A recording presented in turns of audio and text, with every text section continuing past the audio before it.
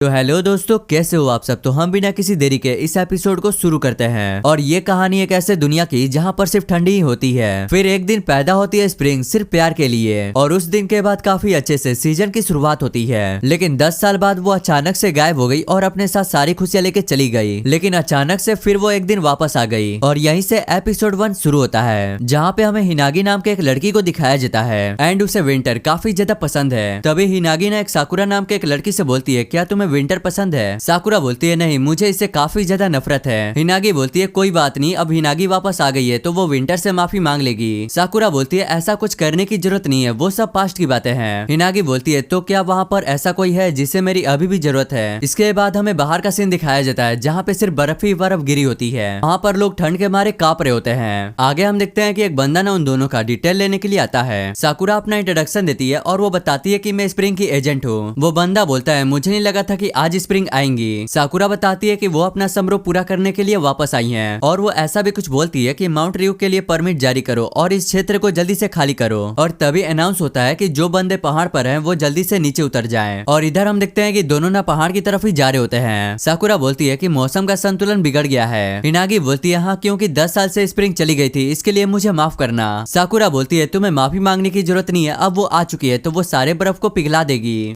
आगे साकुरा बोलती है कि मैं आपको पीठ पर बैठा के लेके चलती हूँ, क्योंकि मैं नहीं चाहती कि आप थक जाओ। हिनागी बोलती है कि तुम हिनागी की रक्षा कर रही हो तो मैं नहीं चाहती कि तुम पहले से थक जाओ। इसके बाद हम देखते हैं कि वो टैक्सी वहाँ से चली जाती है और साकुरा उससे कह रही होती है कि अब काम करने का समय आ गया है, तो मैं तुम्हें रिचुअल वाले जगह पर लेकर चलती हूँ। इसके बाद वे दोनों आगे बढ़ना शुरू कर देते हैं। बट तभी हिनागी बोलती है, जरा ऊपर देखो। और हम देखते हैं कि एक बच्चा ना ऊपर की तरफ जा रहा होता है। साकुरा बोलती है कि हमने कहा था कि सबको नीचे उतर जाना चाहिए, लेकिन ये क्या है। हिनागी उससे बोलती है कि मैं उस बच्चे की मदद करना चाहती हूँ। और तभी वहाँ पर साकुरा चिल्लाते हुए बोलती है कि वहीं पे रुक जाओ। बट वो लड़की ना उसे देखकर वहाँ से भागना शुरू कर देती है। एंड साकुरा ना उसका पीछा कर रही होती है। बट आगे हम देखते हैं कि वे लोग ना उसे पकड़ लेते हैं। हिनागी उससे बोलती है कि तुम यहाँ क्या कर रही हो। वो छोटी बच्ची बताती है कि मैं यहाँ बर्फ काटने के लिए आई हुई थी। साकुरा बोलती है, हाँ ठीक है, लेकिन तुम्हें घर जाना चाहिए और तुम्हारे घर में बर्फ मिल जाएगा, क्योंकि हम यहाँ एक रिचुअल करने वाले हैं और अगर तुम यहाँ रहोगी तो खतरा बढ़ जाएगा। हिनागी उससे बोलती है, क्या तुम्हें बसंत के बारे में पता है। वो लड़की बोलती है, आखिर ये बसंत क्या है। हिनागी बोलती है, तो क्या तुम्हें बसंत के बारे में नहीं पता। हिनागी बताती है कि वो 4 मौसम में से एक है, लेकिन अभी यहाँ पर 3 है। वो लड़की बोलती है, तो क्या आप बसंत को बुलाने वाली हैं। हिनागी बोलती है, हाँ तुमने सही कहा। वो लड़की बोलती है, पर मुझे बिल्कुल भी विश्वास नहीं हो रहा कि आप एक गॉड हो। तभी वहाँ पर हिनागी एक बीज निकालते हुए बोलती है कि मैं तुम्हें कुछ दिखाती हूँ। और तभी अचानक से ना वहाँ पर ग्रीन लाइट जैसा कुछ जलने लगता है। हिनागी वहाँ पर बोलती है कि मैं पहले कंफर्म कर दूं कि मैं कोई गॉड नहीं हूँ और मुझे ये शक्ति किसी ने दी हुई थी ताकि मैं बसंत का मौसम ला सकूं। और हम देखते हैं कि वो बीज ना गुलाब में बदल गया होता है। हिनागी बोलती है कि मैं भी तुम्हारी तरह एक इंसान हूँ। साकुरा बोलती है, तो अब तुम्हें समझ में आ गया है, तो अब तुम यहाँ से चली जाओ। साकुरा बोलती है कि आखिर तुमसे किसने कहा कि यहाँ से बर्फ काट कर ले आओ। वो लड़की बोलती है कि मैं खुद यहाँ आना चाहती थी। साकुरा बोलती है, अब बस बहुत हो गया, तुम्हें जाना होगा।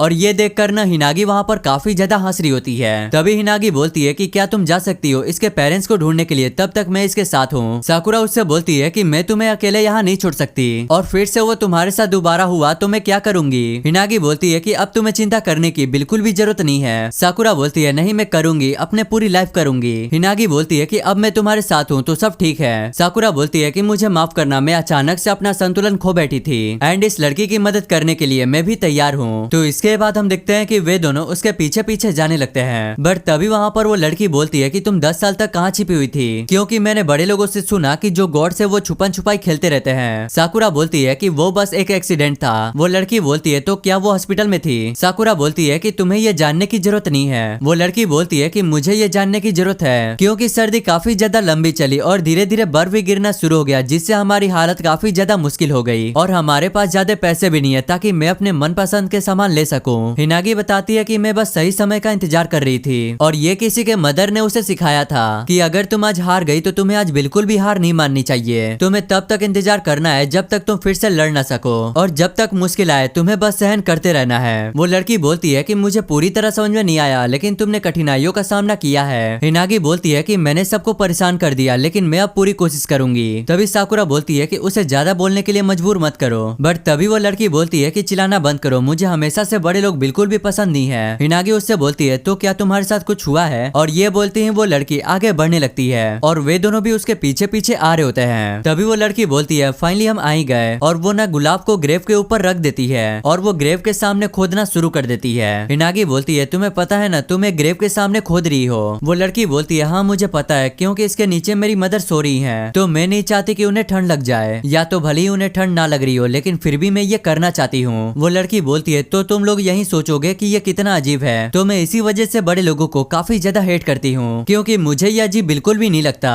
हिनागी बोलती है कि वो बस अपने मदर को बताना चाहती है कि वो उसे कितना ज्यादा प्यार करती है। साकुरा बोलती है आप जब 10 साल से गायब थी तो इसने कभी बसंत का मौसम देखा ही नहीं है। हिनागी बोलती है कि मुझे यकीन नहीं हो रहा कि ऐसे लोगों को मेरी जरूरत है। साकुरा बोलती है कि एक एजेंट अपनी लापरवाही से शक्ति इस्तेमाल नहीं कर सकता, लेकिन एक दुखी बच्चे के लिए हमें यहाँ रस्म पूरा करने के लिए हमें मौसम माफ कर देगा। तभी हिनागी ने उस लड़की को गले से लगा लेती है और उससे बोलती है कि मैं अब यहाँ बसंत को बुलाने वाली हूँ, जिससे यहाँ पे सारी बर्फ पिघल जाएगी और तुम्हारी मदर को ठंड भी नहीं लगेगी। तो हम देखते हैं कि वहाँ पर हिनागी ना एक रिचुअल करना शुरू कर देती है और हम देखते हैं कि धीरे धीरे वहाँ का बर्फ ना पिघलना शुरू हो जाता है और हम देखते हैं कि फाइनली बसंत का मौसम आ जाता है। साकुरा उससे बोलती है तुम ये देख रही हो ना सुंदर सा नजारा। वो लड़की वहाँ पर रोते हुए बोलती है कि मैंने ये नजारा पहले भी देखा हुआ है। तो हमें पता चलता है कि उसने ना बसंत के मौसम को बचपन में देखा हुआ था। वो लड़की बोलती है कि मैं उसे कभी नहीं भूल सकती, वो मेरी इंपॉर्टेंट यादें हैं। साकुरा बताती है कि वो तुम्हारे जैसे लोगों के लिए ही काफी ज्यादा मेहनत करती है और वहाँ पर नाजुका अपने मदर से बोलती है कि अब मैं काफी ज्यादा खुश हूँ और हिनागी वहाँ पर कह रही होती है तो फाइनली बसंत का मौसम आ ही गया। और इसी के साथ यहीं पे ये वाला एपिसोड एंड हो जाता है।